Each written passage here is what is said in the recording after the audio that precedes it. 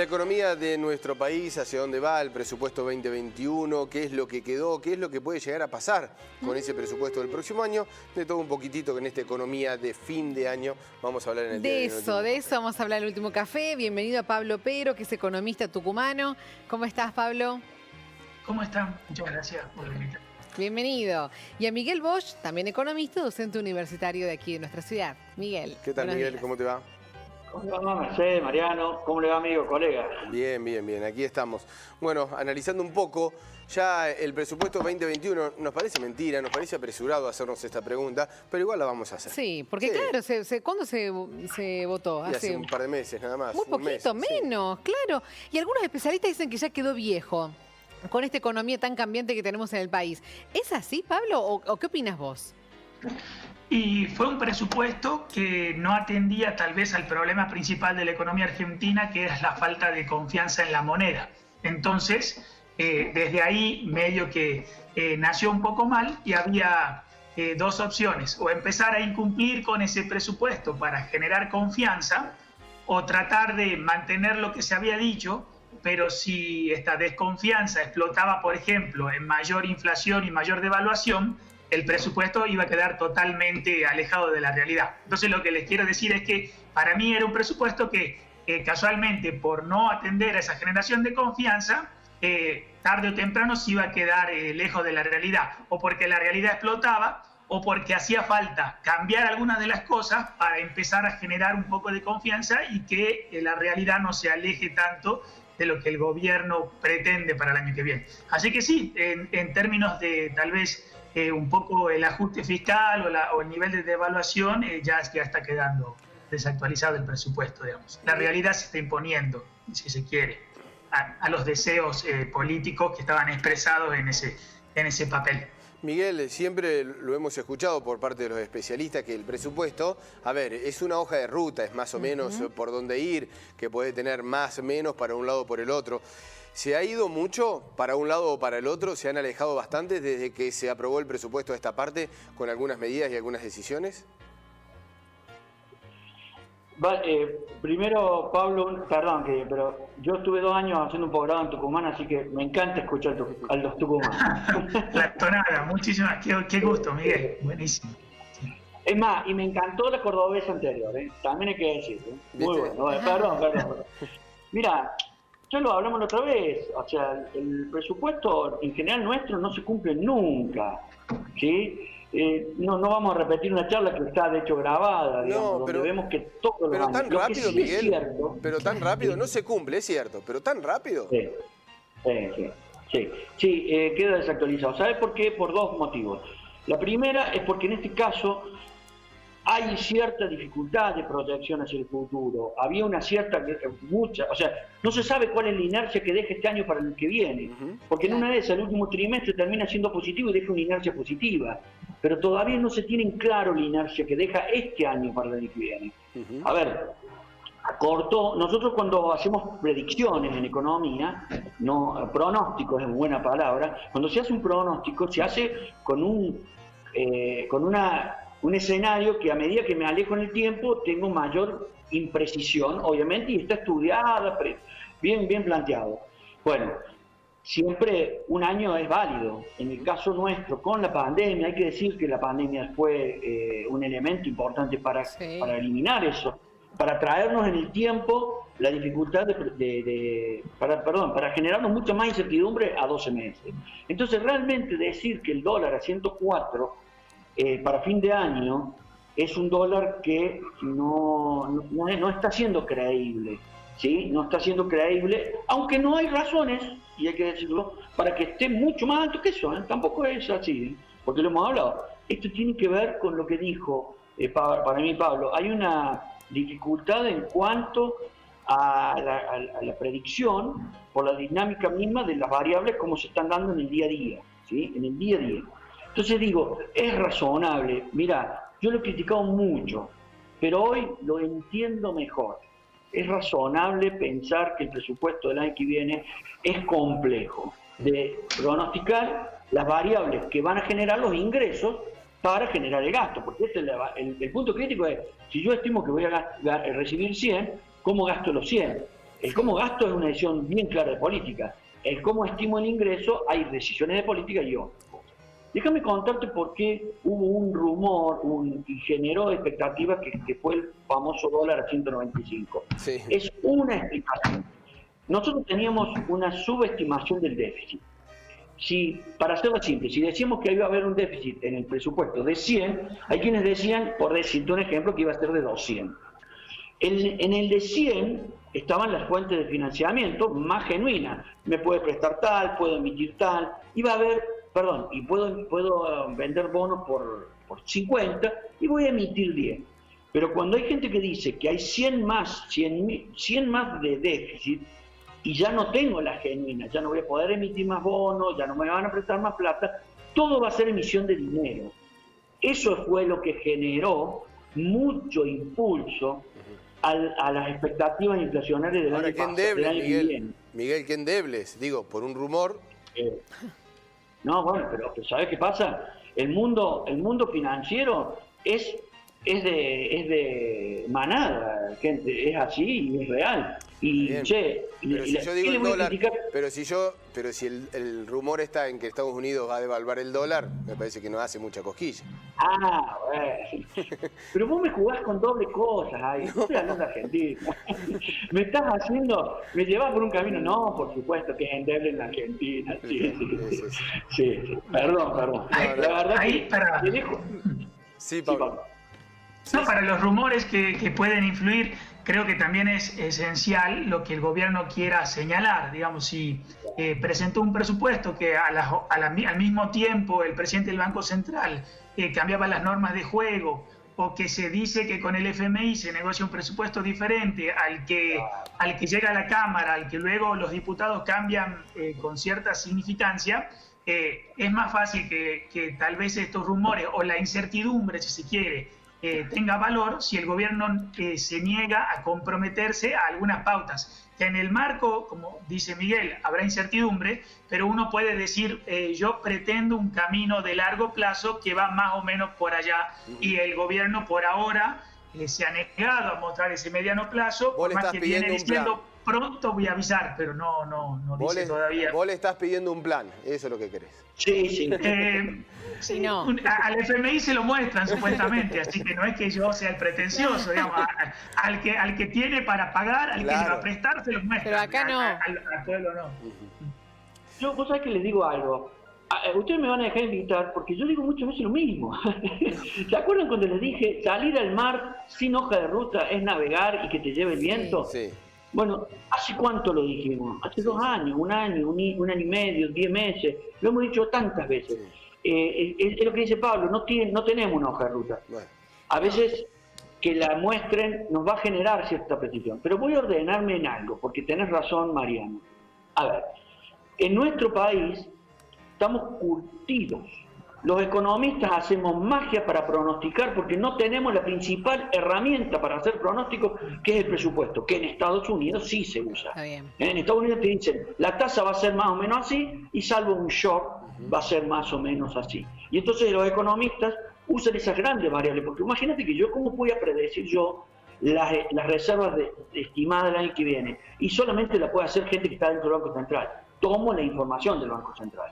Pero cuando el Banco Central dice que lo que está negociando con el fondo es distinto a lo que informó para el presupuesto, me deja sin parámetros de pronóstico. En la Argentina es muy endeble porque hemos aprendido de la historia de que probablemente no sean las variables reales que están pronosticando, y al mismo tiempo tenemos una historia del incumplimiento. Eso ha generado la manada en el anterior caso. Después otro día, y si queremos ahora, el por qué bajó. Pero el hecho de haber visto la sobrereacción que hemos hablado tantas veces, del dólar a 195, que no podíamos explicarlo más que con expectativas, porque no hay otra cosa que lo diga, nos lleva a que había un mal pronóstico en este presupuesto que ya quedó viejo. Sí, Pablo, desde un comienzo se le pide al gobierno este plan económico, desde que, no sé, recuerdo todos los meses que venimos hablando de lo mismo, pero en este contexto de pandemia, ¿se podía? ¿Se puede? Y creo que más que responder se puede, no se puede, yo puedo hablar de lo que sí pasó. O sea, no sé el contrafáctico de por qué no, por ejemplo, no quiero especular por qué no lo hicieron, pero sí podemos ver que un dólar que estaba tranquilo y que ya había pasado una devaluación después de la derrota de Macri en las PASO, o sea, ya había habido un ajuste fuerte de cambiario, no había por qué hacer un sobreajuste y un sobreajuste que lo llevó hasta 195 que fue haciendo el mercado. Y cuando fueron pasando esos quiebres hacia el alza, cuando cada oportunidad de clarificar el horizonte, Martín Guzmán lo desaprovechaba tal vez en la discusión interna en el gobierno o tal vez por una convicción ideológica no queriendo comprometerse a explicar cuál es el futuro, pero lo que de verdad pasó es que cada vez que estaba todo el escenario, la coyuntura ponía un escenario para explicar el horizonte y no se utilizaba esa oportunidad, el dólar volvía a saltar. Entonces, lo que de verdad pasó es que la falta de plan tuvo un costo. No sé qué hubiese sido si ponían el plan, pero sí había un costo innecesario que se está viendo en este 195 del dólar, que luego baja a 145. Se está viendo el costo de no haber clarificado un plan. Y guste o no, este plan tenuemente empezó a verse en el último mes algunas precisiones de alguna parte del gobierno, y tal vez eso explica un poco la calma que se está viendo. Incluso se transmitió en leyes que llegaron al Senado y a diputados enviadas por el mismo Guzmán, que no completan un plan de largo plazo, pero que empiezan a tener algunos ingredientes de, por ejemplo, limitar la deuda en dólares para el futuro, tratar de darle mayor compromiso, que cuando el país se endeude esto deba ser aprobado por todo el Congreso. Son muy tenues señales, pero son señales en la línea de esta literatura de poner ciertos límites, si se quiere, a la discrecionalidad del Poder Ejecutivo. Entonces, lo que quiero decir es que la realidad hoy por hoy está insinuando algunas vetas, algunos rasgos de plan, y casualmente estamos viendo cierta reacción favorable en el mercado. Sin embargo, cuando el escenario estuvo para el plan y no se lo dio, hubo un costo automático, prácticamente, en la penalización de una especulación en contra del peso. Y bueno, y el costo que eso puede implicar para los argentinos, que es la pérdida de reserva y mayor inflación. Los llevo o los traigo a la actualidad un poquitito, Miguel, porque ya se está especulando con el número inflacionario del mes de octubre. Se estima que puede llegar a ser una inflación menor a la de noviembre con respecto a octubre, que se puede hacer un nivel inflacionario menor. ¿Esto tiene algunas causas de medidas? ¿Es estacional? ¿Es alguna medida que ha tomado el gobierno, si es que se confirma este número? En primera instancia, las inflaciones de los meses de octubre y noviembre son más bajas. Los meses calientes generalmente son, por ejemplo, diciembre. Eso es siempre, ¿no? No lo vamos a extender para hacer largo. Pero, y acá viene algo que es realmente para mí una gran explicación, pero que es tan simple. Cuando vos no tenés precisión, sobrereaccionás mal, para arriba y para abajo, ¿sí?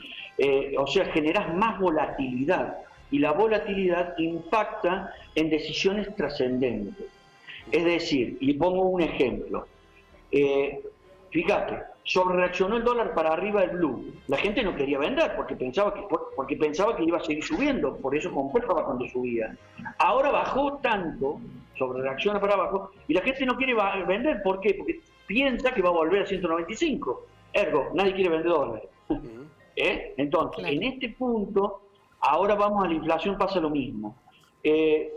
Por ahí hay sobrereacción en las variables financieras, en este caso los precios sobrereaccionan para arriba en meses anteriores. Bien. Los meses anteriores tomaron, entonces hoy, bueno, ya está, ya tuvieron en el mes de noviembre, ya lo habían fijado antes. ¿Por qué? Porque te vuelvo a decir, en octubre fue demasiado alto, cuando debería haber sido un poco más bajo. Octubre fue el 3%, sí, para hacer números redondos. Entonces, y es un mes bajo. Bueno, ahí ya había habido un descuento de muchos precios hacia el futuro. Claro. Y entonces hoy no hace falta. Eso es lo que quise explicar. Espero acelerar. ¿Pablo? ¿Querés agregar sobre el mismo? Sí, también podría, Coincidís. para complementar el ejemplo de Miguel, si lo pensamos en la mente del que compra, simplemente vos con qué precio te quedás, con el que más te sorprendió, con el que más aumentó. Entonces eso hace que en tu cabeza el alza de precios no sea el promedio, sino esto que dijiste, mira cómo aumentó, entonces empezás a generar expectativas. O, por ejemplo, en un equipo de fútbol también te diría, uno no se acuerda de los mejores 5, se acuerda de la estrella. Uno se trata de, como que simplifica psicológicamente, entonces eso hace que si no hay claridad, si no hay manejo de las expectativas, vayan sobre reaccionando tal vez los precios. De todas formas, yo no estoy tan convencido de que esté habiendo una desaceleración inflacionaria. Entiendo que hay algunas causas de fondo, como la baja del dólar disminuye las expectativas y además hubo cierto compromiso de Guzmán a mediados de este año, donde empezó a absorber ese dinero que estaba sobrando. Entonces creo que eso también puede de fondo haber suavizado un poco la presión inflacionaria. Pero no todas las consultoras están dando números más bajos para la inflación de noviembre y diciembre. Y creo que también hay para ponerle más perspectiva histórica, en los últimos años, también de la gestión anterior, siempre hubo como una comodidad del gobierno, especialmente el primer trimestre de cada año, pensando que había una suavización de la inflación y que uno podía bajar las tasas de interés, y esto generó luego que en marzo, abril, la cuestión quede un poco desatendida y vuelvan los problemas inflacionario. Entonces yo no recomiendo que ahora, justo cuando estos intentos de confianza, de generar confianza que está haciendo Guzmán, empiezan a parecer exitosos, con el mínimo de éxito está viendo, por ejemplo, las reservas del Central, por primera semana han subido en meses. Pero si hay alguna respuesta del mercado ante estos cambios de señales, no me gustaría que justo ahora que hay alguna reacción, el gobierno suelte la mano a tratar de generar un marco de estabilidad. Pablo, déjame decirte algo, sí. una sola cosita, Dale. una cosita. Nosotros hablamos del 3%, en agosto en España fue menos 0,5, menos 0,5. Es decir, la pandemia debería haber bajado. Sí. O sea, si en el mundo hubo una baja de precios por la pandemia, nosotros por lo menos tendríamos que tener en cuenta que podría, si no hubiese estado la pandemia, hubiese sido mucho más alto todavía. Esto es lo que... Perdón, Mariano. No, está bien.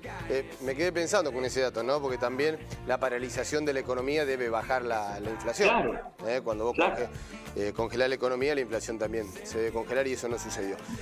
Muchísimas gracias, Pablo. Muchas gracias, Miguel. Bueno, muchas gracias. Saludos. No, por favor, un placer.